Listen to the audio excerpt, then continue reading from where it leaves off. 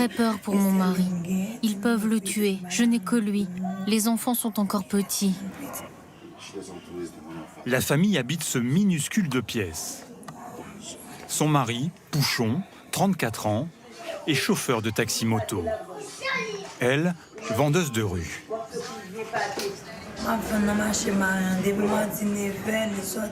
Moi, j'étais au marché de Marin où je travaille. Il m'a dit qu'il allait récupérer sa carte d'identité à Croix-des-Bouquets. Je lui ai dit OK et il est parti. Il portait un t-shirt blanc, c'est la dernière fois que je l'ai vu. Quelques heures plus tard, une tante a reçu un coup de téléphone. On lui a demandé « Ton neveu travaille à Carrefour Marin ? Il est chauffeur de taxi-moto ?» Elle a répondu « Oui ». Ils lui ont dit « Ton neveu est entre nos mains ». Là, la tante a dit « Qu'est-ce que je dois faire ?» Ils ont dit « Si tu veux récupérer ton neveu, tu dois venir avec 100 000 $.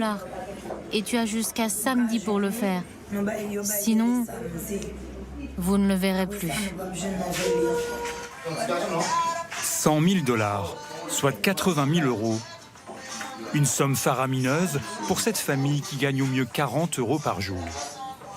Les kidnappeurs ont laissé à la jeune femme 72 heures pour réunir l'argent. Depuis quelques mois, Port-au-Prince est devenu Kidnapping City. Dans la capitale d'Haïti, les enlèvements sont quotidiens, jusqu'à 20 par jour. Et personne n'est épargné. Il y a quelques mois, c'était ce pasteur. Alors qu'il célèbre une messe retransmise en direct sur les réseaux sociaux, des hommes armés font irruption.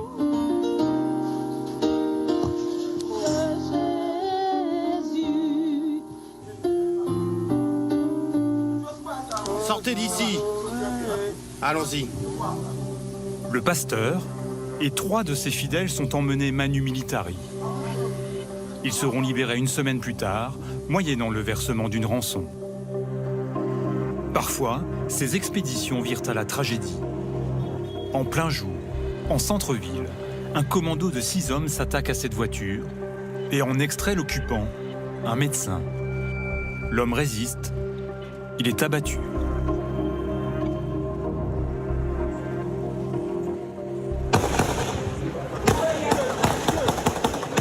Derrière ces rapts, des gangs. Il y en aurait une centaine dans tout le pays. Ils utilisent l'argent des rançons pour financer leur guerre de territoire. Au milieu, des habitants pris en tenaille. Les gens qui sont en bas utilisent des armes à feu. Qui est-ce qui tire sur qui?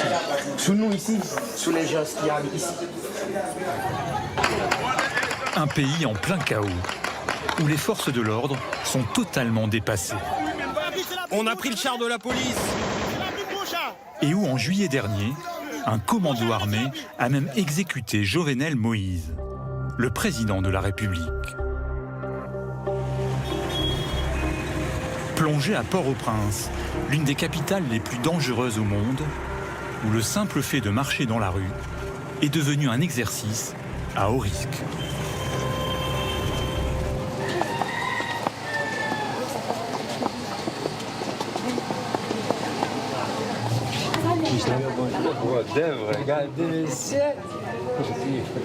Parmi les centaines de personnes kidnappées depuis le début de l'année, un Français, le père Michel Briand.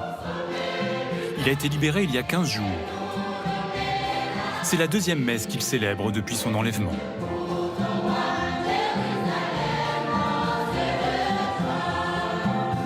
C'est nous contents, ouais. Alors,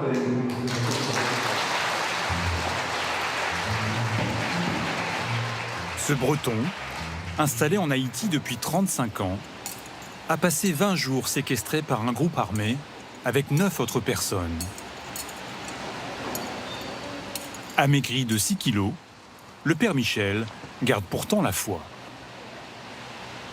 ma petite côté mes lames tourner la caille. Non, ça va jamais venir dans l'esprit. Toujours voulu rester en Haïti. Là où est mis au monde, Ou bien, vous voulez vivre avec mon nom tout le temps.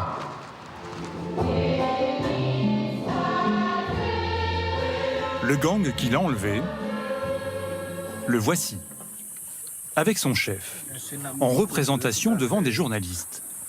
Comme tous les leaders de bandes armées, il porte un nom de guerre. Moi-même, Je m'appelle la mort sans jour. Je n'ai peur de rien. Je ne suis pas là pour plaisanter et j'assume tout ce que je fais. Son groupe, appelé 400 Mawozo, est l'un des plus importants et redoutés du pays. Entre verres de rhum et armes lourdes, démonstration de force.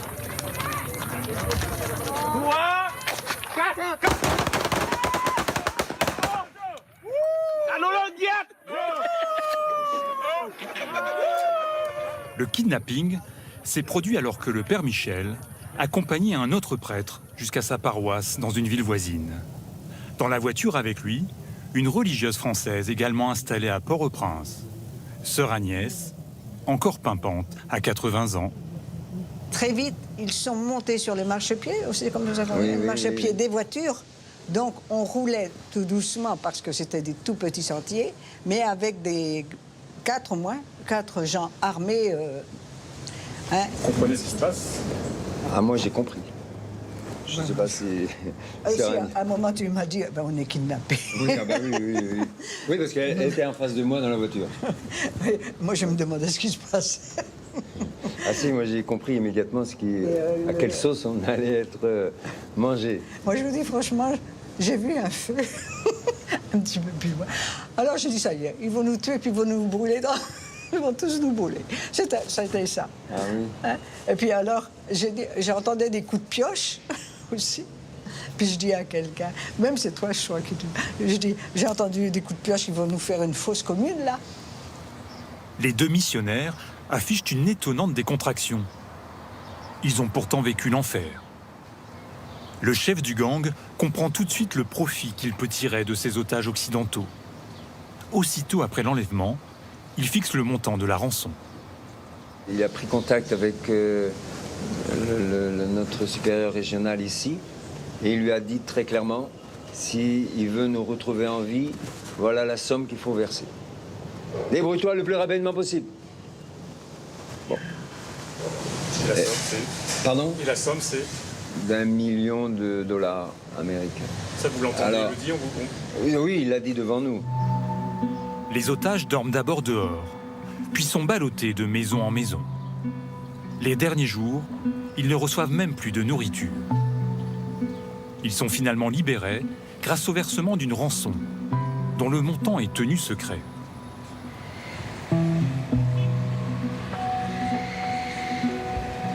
Mais quand personne dans l'entourage n'est capable de payer, les kidnappeurs n'ont souvent aucune pitié. Nadège ne nous a pas donné rendez-vous chez elle, mais dans un hôtel de Port-au-Prince. Par peur des représailles, elle ne veut pas qu'on la reconnaisse. Il y a 2 mois, l'enlèvement de sa fille Olsmina, 5 ans, a tourné au drame. Ma fille jouait avec 2 autres enfants, plus petits qu'elle. Pendant qu'elle jouait, je regardais dehors. Au bout d'un moment, j'entends le bruit d'une moto. Et puis j'entends un autre bruit. Je me dis, pourquoi est-ce que ma fille crie comme ça? Je veux savoir ce qui se passe. Et je la vois entre les mains de 2 hommes.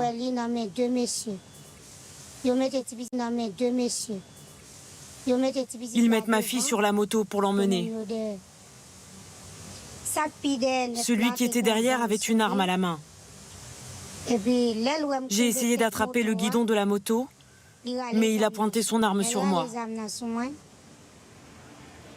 4 jours plus tard, les ravisseurs l'appellent et lui réclament 4 000 $ pour libérer sa fille. Nadège en gagne au mieux 7 par jour en vendant des pistaches dans la rue. Je me suis dit, oh mon Dieu, je n'ai pas le moindre sou. et on me demande 4 000 $. Je dis au ravisseur, j'ai pas cet argent, je vends des pistaches. Il m'a répondu, tu n'as pas cet argent? Eh bien, tu vas voir ce qui va se passer. C'était un dimanche, j'étais en train de faire le ménage. J'entends monsieur qui dit, on a retrouvé un enfant sous un pont. Je sors voir ce qu'il se passe et quand j'arrive, je vois ma fille. Il l'avait tuée.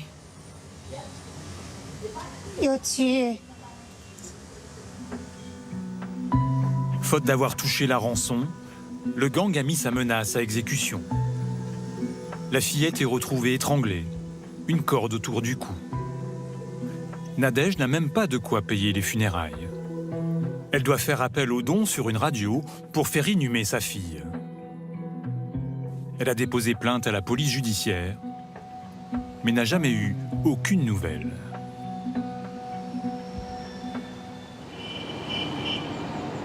Personne n'est à l'abri à kidnapping. Voiture blindée, garde du corps. Ok, c'est bon, c'est bon, c'est bon. Martin Bout est l'un des hommes les plus puissants et les plus fortunés de Port-au-Prince, mais aussi l'un des mieux protégés. À 47 ans, ce Belge naturalisé haïtien dirige le premier opérateur télécom du pays. Désormais, il se déplace dans ce 4x4, habituellement utilisé dans les zones de guerre comme l'Afghanistan. Cette voiture, c'est une voiture blindage B6. B6, ça veut dire quoi? C'est que, pour donner une idée, les fenêtres sont plus ou moins épaisses comme ça. C'est des voitures qui résistent à des armes de guerre, en fait. Le code opératoire de beaucoup de kidnapping, surtout des gangs professionnels, c'est ils immobilisent un véhicule. C'est pas forcément targeté, si je vois ce que je veux dire. Ils immobilisent un véhicule qui a l'air de plus ou moins en bon état. Ils essayent de sortir les victimes en déant les 60 secondes. S'ils n'arrivent pas à sortir des victimes en déant les 60 secondes, leur mot d'ordre, c'est de tuer les victimes. La voiture est aussi équipée d'un tracker et suivie en permanence par une patrouille privée, prête à intervenir en cas d'agression.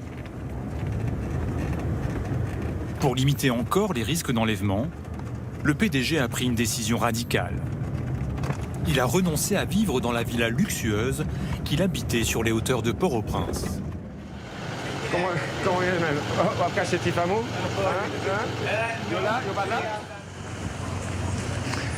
Ça fait quand même drôle de retourner. Ça fait quelques mois que je suis pas, bon, un peu plus quoi, 1 an que je suis pas venu. Et la raison que j'aimais bien, c'était cette vue justement, cette maison. J'avais une vue qui est très pratique aussi parce qu'on voit les quartiers chauds de la ville aussi. Donc le matin, quand on se lève et qu'on voit des fumées noires, on sait que les caoutchoucs brûlent, comme on dit ici, et que la journée va être chaude. Une villa de rêve, mais à 20 minutes de trajet du centre-ville.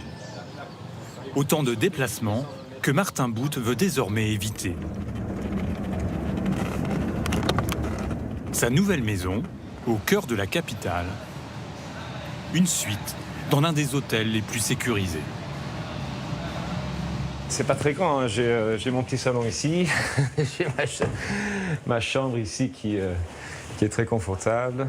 Et puis j'ai une chambre qui est à côté que je peux utiliser comme chambre d'amis ou comme bureau ou comme autre chose si jamais j'ai de la visite qui arrive, quoi. Martin Bout vit seul en Haïti.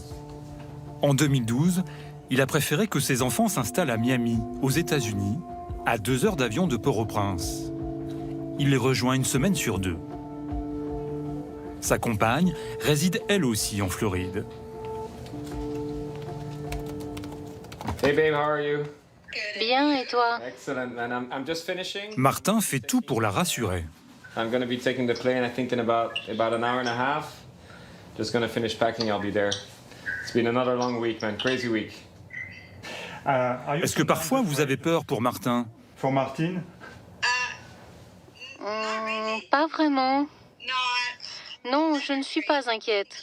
Je pense qu'il est bien protégé et qu'il y a des gens qui l'aident pour ça. Ok, thank you. Désormais, Il n'a que quelques mètres à faire pour rejoindre son bureau. Bonjour chef. Le siège de la société de télécom qu'il dirige est situé dans la tour à côté de l'hôtel. Au 4e étage, Bonjour tout le monde. Vous allez bien? Bonjour, bonjour. un bureau stratégique. La cellule de crise. Voyez en forme? Comment ça va? Ça va très bien. Pas trop? Aux côtés de Martin Bout, Gérard Laborde, un Français présent en Haïti depuis plus de 30 ans. Le monsieur sécurité de la société. En charge de la protection du personnel et des 1500 antennes relais de l'entreprise qui sont elles aussi la cible des gangs. Vous pouvez voir ici sur cette cartographie la position de tous nos sites. Lorsque c'est vert, ça veut dire que tout va bien. Et lorsque vous avez un petit triangle rouge, ça veut dire qu'il y a un problème. Nous faisons face à une situation de crise quasi permanente. C'est comme une pieuvre, ça s'étend, ça s'étend. Et il faut savoir que dans ces zones-là, on ne peut pas intervenir la nuit. C'est complètement hors de question. On ne va pas exposer nos équipes. Et d'ailleurs, on ne pouvait pas. Et je veux dire, et la journée, on doit prendre des précautions. Ce jour-là, justement, le gang auto-baptisé Les Chiens Méchants exerce un chantage en leur interdisant l'accès à une installation.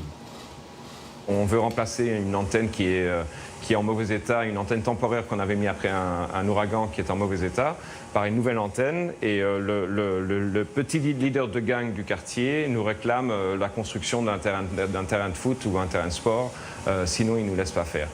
Ça vous est arrivé de payer des gangs? Non. Non, mais ce qu'on fait, c'est qu'on peut regarder les projets communautaires, des latrines.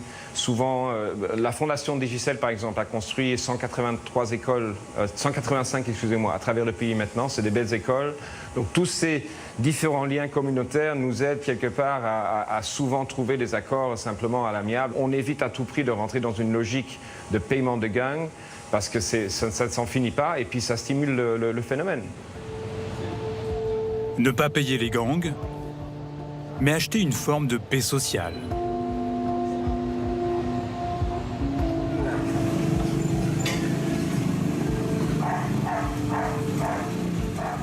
Six jours après l'enlèvement,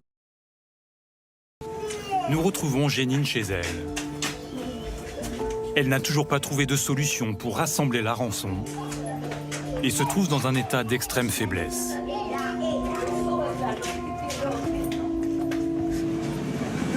Je me sens à peine capable de marcher parce que mon mari me manque. Et vous n'avez pas mangé depuis quand?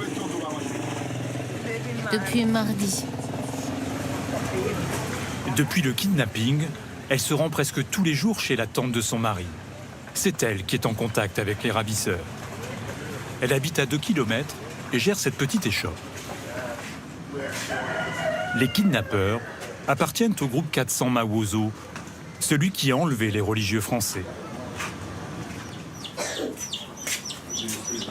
La tante a eu le réflexe de conserver certains de ses échanges avec le gang. Je te préviens, je vais me débarrasser de lui. Tu ne veux plus le garder? Essayons de négocier pour le libérer. Il dit qu'il a une femme et des enfants. Oui, il a une femme et des enfants. Écoute, je vais te dire, si tu refuses de donner l'argent, on va lui couper la tête et balancer son corps. Tu vas voir ce qui va se passer.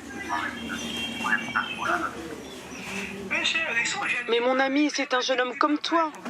Tu peux pas dire que tu vas lui couper la tête et jeter son corps. Depuis plusieurs jours, la tante négocie. Elle a réussi à faire baisser la rançon de 100 000 à 40 000 $. Mais elle parle en dollars haïtiens, dont la valeur est 20 fois moins élevée que le dollar américain. Lors de son dernier échange avec le ravisseur, elle s'est rendue compte qu'il y avait un quiproquo. Tu me demandes 40 000 maintenant, mon ami? Il faut que je vende tout ce que j'ai, que je sollicite d'autres personnes pour réunir une telle somme. Tu veux vendre quoi? Moi, je te parle de dollars américains.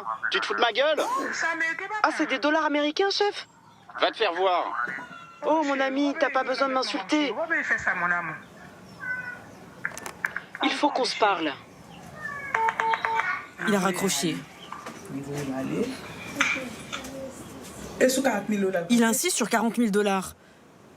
Moi, je lui dis simplement que je n'ai pas cette somme. Depuis, il ne me rappelle plus.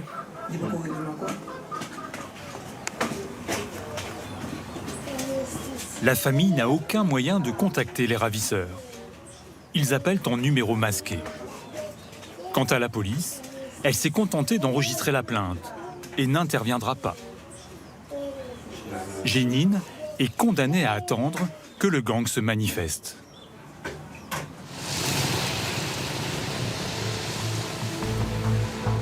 Impossible de savoir précisément combien le business de l'enlèvement représente. Probablement plusieurs millions de dollars par an. Une manne qui enrichit les chefs de gang et leur permet d'asseoir leur pouvoir sur des quartiers entiers.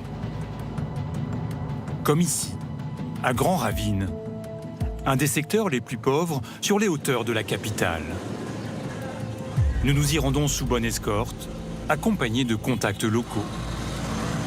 Ici, l'État a disparu. Le commissariat est abandonné. Ses occupants ont été chassés par le gang et leurs armes pillées. Nous avons rendez-vous avec le chef du groupe armé, qui la joue décontractée, conduisant exceptionnellement lui-même son 4x4. Est-ce que la voiture est blindée? Oui, c'est blindé. C'est pour ça que je peux vous faire monter. Il se surnomme Tilapli, petite pluie en français. Il ne se déplace jamais sans son escorte d'une dizaine d'hommes.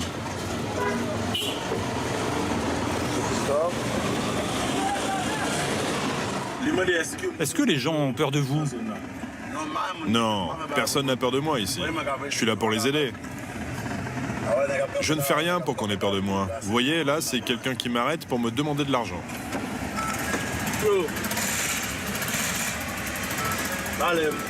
Oh, tout à l'heure, je t'envoie quelque chose. À qui tu vas le donner? Faut bien dire de me le remettre à moi. Je t'aime beaucoup, mon chef. T'inquiète pas, je gère. Je lève les bras et t'arrêtes la voiture. T'es un père pour moi. J'ai rien mangé depuis ce matin. T'inquiète. Je t'envoie ça tout à l'heure, personnellement. Est-ce que je peux t'attendre? Oui, tu peux m'attendre ici. Ok, chef. À vos ordres. Une population achetée à coups d'enveloppes de billets. Et des hommes de main, pour la plupart originaires du quartier, payés et armés par le chef. Est-ce que c'est un bon patron? Oui, à 100%. Lui, c'est toute ma vie. Il me nourrit, m'habille, la scolarité de mes enfants. Il fait tout pour moi. Ma femme est enceinte, il prend tout en charge. Tilapli est lui-même né à Grand Ravine. Entre Che Guevara et Robin des Bois, il prétend voler aux riches pour redistribuer aux pauvres. Un seigneur de guerre qui tient à nous montrer qu'il est aussi un bâtisseur. Au cœur de son fief, ce chantier commencé il y a 8 mois, où s'active une trentaine d'ouvriers sous un soleil de plomb.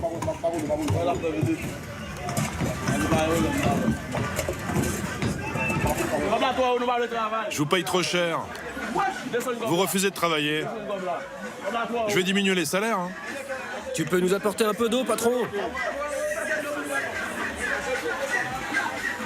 Et l'argent que je vous donne, c'est pas suffisant?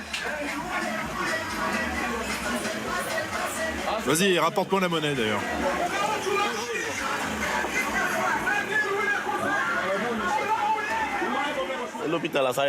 C'est un hôpital que nous sommes en train de construire.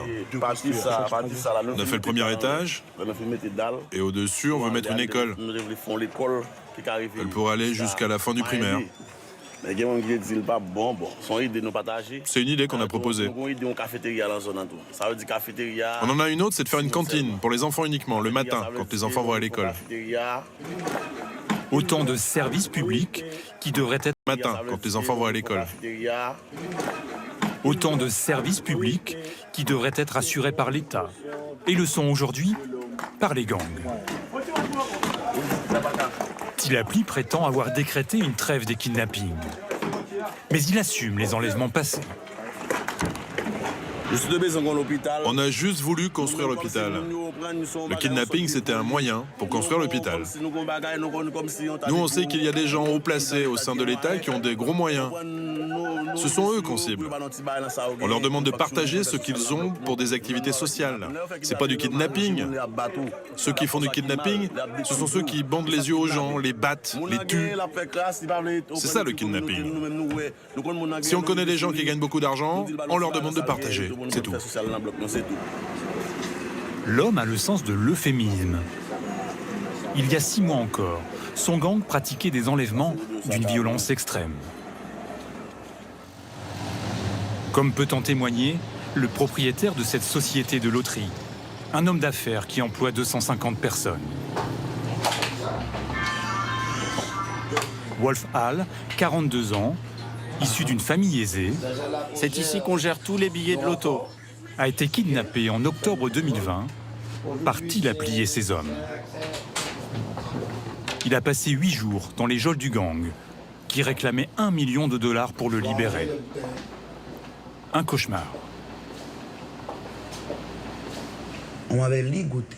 On m'a ligoté, on m'a menotté les bras derrière. Ils m'ont forcé à joindre les pieds et les mains jusqu'à ce que les liens soient très tendus. On m'a laissé comme ça. Près de 3 à 4 fois, 3-4 fois, j'ai perdu connaissance. j'avais perdu connaissance et c'était vraiment... Respiration, douleur, souffrance. Douleur, souffrance, là, Pour eux, c'était rien. Au contraire, ils se prétendent à... Au contraire, ils s'amusaient à brûler du plastique et à le faire fondre sur ma peau. Donc ce n'est rien. C'était une manœuvre qu'ils utilisaient pour que quand j'avais ma famille au téléphone, elles soient incitées à négocier le plus vite possible. Insister à négocier le plus vite que possible. Wolf Hall a été libéré contre une grosse rançon dont il refuse de donner le montant. Pour l'ex-otage, le traumatisme est toujours là. Et à chaque minute, quand j'écoute les infos, quand j'entends de nouveaux cas de kidnapping, 5 dans la journée, 10,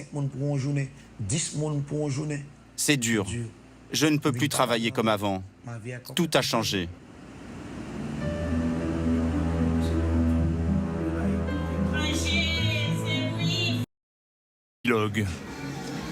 Pouchon, le mari de Jénine, vient d'être libéré. Il retrouve son épouse et ses enfants.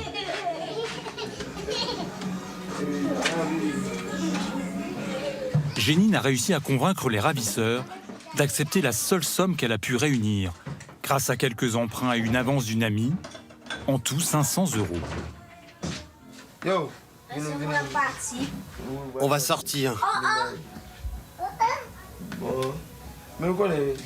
Descends du lit.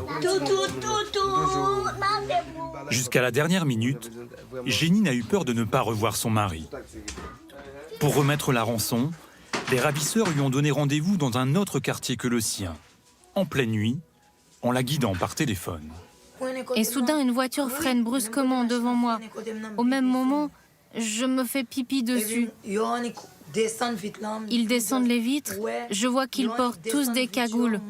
Ils allongent la main, je remets l'argent, ils l'attrapent et ils me disent « Pars d'ici tout de suite ». Le chauffeur de taxi-moto a été séquestré pendant 9 jours avec 3 autres otages. Il n'a pas été tenu informé des négociations de sa famille avec le gang. Je ne savais pas que j'allais être libéré. J'étais sur le point de m'endormir. Les ravisseurs m'appellent et disent « Où est Pouchon ? Habille-toi, tu vas rentrer chez toi. »